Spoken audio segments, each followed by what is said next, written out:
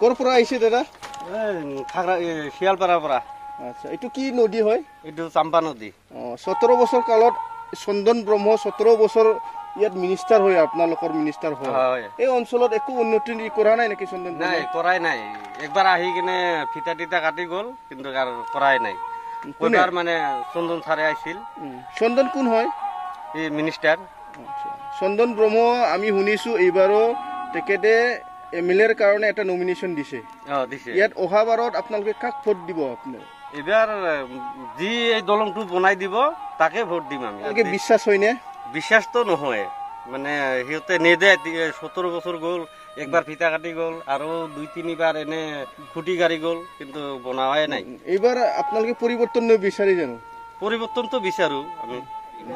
বহুত অসুবিধা হয় না?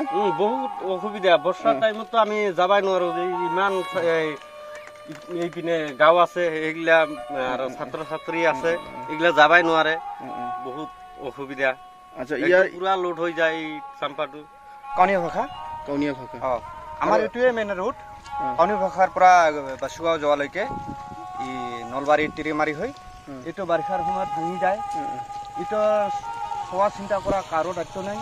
এইটো হ'লে আমাৰ এইখিনি এৰিয়াৰ মানুহখিনি, আমাৰ কাউনীয়া ভাষা ভাষী শিয়ালপাৰা, তিৰিমাৰি, নলবাৰী মানুহখিনিৰ মানে অহা যোৱা কৰাত বহুত অসুবিধাৰ পৰা মুক্তি হ'ব আৰু কি।